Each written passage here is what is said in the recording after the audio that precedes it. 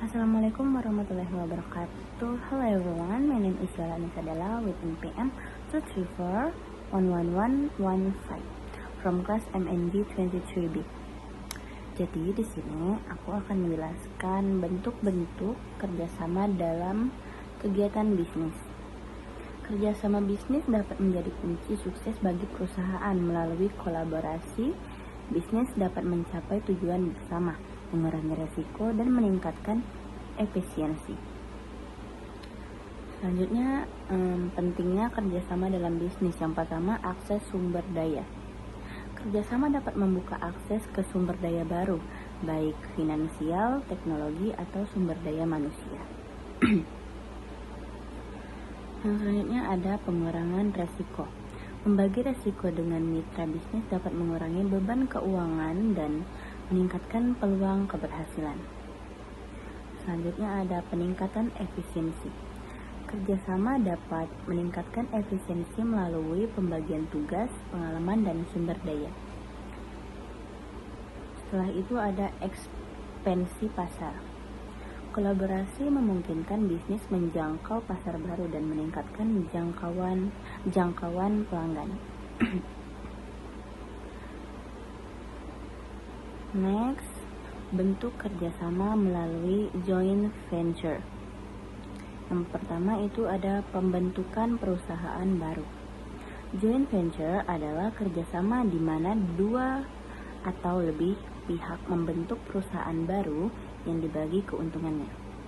Yang kedua ada pembagian resiko. Resiko dibagi secara bersama antara para mitra joint venture. Yang ketiga ada kontribusi sumber daya.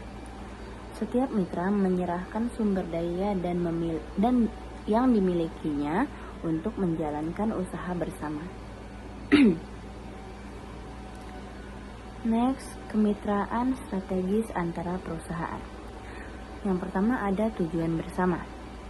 Kemitraan strategis menyatukan perusahaan yang memiliki tujuan bersama dan saling menguntungkan. Yang kedua ada pertukaran keahlian. Perusahaan berkolaborasi dengan saling bertukar keahlian dan sumber daya untuk mencapai sasaran. Yang ketiga ada jangka waktu. Kemitraan strategis biasanya dibangun dalam jangka waktu yang panjang dan berkelanjutan. Next, outsourcing and subcontract sebagai bentuk kerjasama. Yang pertama ada outsourcing. Pemindahan tugas atau proses bisnis ke perusahaan lain yang spesialis dalam bidang tersebut. Yang kedua ada subkontrak. Penyerahan bagian tertentu dari proyek atau tugas ke perusahaan lain untuk dikerjakan. Yang ketiga ada peningkatan efisiensi. Outsourcing dan subkontrak memungkinkan perusahaan untuk fokus pada keahlian inti dan mengurangi biaya. Selanjutnya ada lisensi dan waralaba dalam perbisnisan. Di sini ada bentuk kerjasama deskripsi. Bentuk kerjasama di sini ada lisensi, deskripsinya perjanjian yang memberikan hak kepada pihak lain untuk menggunakan merek, teknologi atau hak kekayaan intelektual. Yang kedua ada waralaba. Sistem kerjasama di mana pemegang waralaba memberikan hak kepada waralaba untuk menggunakan sistem bisnis, merek, dan produk mereka. Selanjutnya ada prinsip-prinsip penting dalam kerjasama. Yang pertama ada kepercayaan. Hubungan yang kuat berdasarkan kepercayaan saling adalah fondasi kerjasama yang berhasil. Yang kedua ada komunikasi terbuka. Komunikasi yang jelas dan terbuka antara para mitra sangat penting untuk menghindari kesalahpahaman. Yang ketiga ada perjanjian yang jelas. Perjanjian yang jelas dan terperinci akan menghindari konflik di masa depan. Selanjutnya ada keadilan dan transparansi. Kerjasama yang berkelanjutan harus berdasarkan prinsip keadilan dan transparansi.